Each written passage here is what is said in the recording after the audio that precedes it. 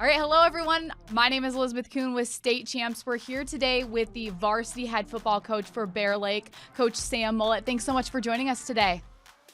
No problem. Thanks for having me. This past weekend, you guys had an historic win, the first win of the season, first win in 2 years, first shutout in Bear Lake history, and you're the first female coach to win a football game in MHSAA history. I mean, what were the emotions like after the game when that clock hit zero? I was actually really calm. The boys were looking at me and making fun of me because I wasn't jumping around or doing anything crazy. They were like, "Aren't you happy that we won?" And I was like, "Yeah, but we should have won." So, it was, we should have won. So we did what we were supposed to do, and I got excited later when it kind of started sinking in. But right in the moment, I was like, perfect. We goal accomplished. Done. What's next? Absolutely. And when did it really hit you that, you're making history? I started getting texts from community members. Obviously, my brothers were texting and things like that right after the game. And throughout the game, I always get back to my phone and have, texts from them throughout the game as if I'm looking at my phone.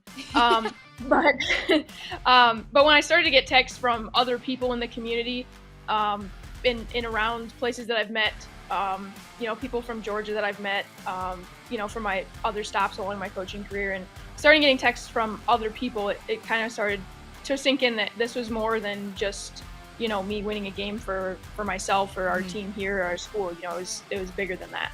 Yeah, absolutely. And you talked a little bit about it, but your coaching journey, you've obviously done a lot in your experience so far. You were an assistant coach at Bear Lake, spent some time interning for the Ravens and the Buffalo Bills. Can you just walk us through that journey and some of the experiences that you've had? Yeah, it's been a wild journey, and none of it's really been planned or expected, which has kind of been the fun of it. For me, is just seeing where the path goes. And so just as opportunities have popped up, just pushing myself to take advantage of those opportunities and seeing what comes of them, and trying to just really enjoy every stop along the way. So I was here in Bear Lake for a while, and the opportunity came to, jump to the NFL for the summer with the Ravens. And that was quite a big jump, going from 8-man football with 70 kids in our high school up to, we're dressing 70 on an NFL roster. So things were, it's a big jump. It's all football. So it's all the same. It's all the same. What brought you back to Bear Lake? What's so special about that community? What really brought you back there? This is my alma mater. I've lived here my whole life. I still live in the house that I remember as my childhood home. The home that the earliest I can remember, I've lived in that house. And the people that taught me in high school are still the people in the building, and just the family aspect of it is very cool to me. And there's also, with our football program, this underdog mentality. We kind of have a special culture of underdog and grit and coming from behind, and it's a really fun culture to be in. Whether we're winning or losing, doesn't really matter. It's just a really fun environment here, and a very supportive environment. We haven't, this first win in 2 years, and there were just as many fans in the stands every night as the season that we were 5-4. So just a community like that really understands what high school sports is about, that it's not the wins or the losses, even though those are fun. But just, it's a really great community, and it's the community that raised me. So I want to be able to give back and show my appreciation. Yeah, absolutely. And obviously that support has helped you along the way. But what advice would you really give to female coaches in the game of football who, if you're looking to be a female coach, in high school, whatever it is, what advice would you give to them? The biggest thing I would say is be yourself. The boys can really see through when you're trying to be something that you're not. And they just really want authenticity, and they want someone that can help them win. And from the NFL to high school, I've never found anybody that questioned, what I looked like, or that I'm a female. They just want to know, what are you going to do to help me win?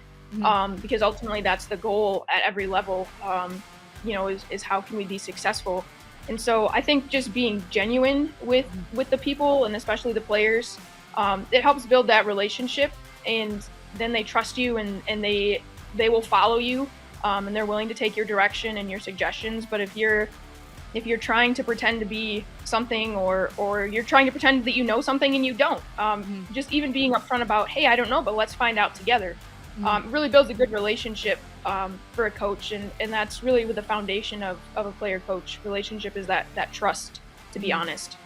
Yeah, and wrapping up this season, what are some of the expectations and hopes for this Bear Lake team? We are hoping to finish strong. Whether it's wins or losses, we are hoping to finish strong. And now that we have a taste of winning, we're hoping that we can keep that momentum going, even if it's not a win, but keep the forward progress going and not make the mistakes that we made in week 1 or 2. To keep pushing forward and clean up those things and keep the progress going. But yeah, we'd like to obviously win the next 2 games to finish out with 3 wins on the season. But we're looking to give it our best effort and to have no regrets. We've been talking that, we're down to 7 days with this team, and this team will never be together again, ever. Just trying to end on a positive note, whatever the scoreboard says. Yeah, absolutely. And what makes this group so special? We are down to 10 players, 10 active players right now, and they never complain. We have to run against each other in practice. We have to run 100 reps of a kid. I mean, the kids get 100 reps a day at the same thing because there's not anyone to balance out, and we still practice 3 hours a day. So for them, it's an advantage that they're getting those reps. But what really makes them special is they don't want to quit. We had a game a couple weeks ago where we hit that, we had started the game with 13 or so people, and we dropped down to like 10 players in that moment. And the ref came over and he's like, it's my job to keep your players safe. Do you want to end the game now because you're down to this few of players? And I said, no way, sir. There'd be a mutiny.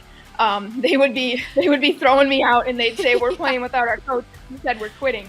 Yeah. And it wasn't an unsafe situation for them to be in. It was an even matchup physically. But yeah, I mean, they don't want to quit for anything. We've been down on the score several times this year and come back and taken the lead.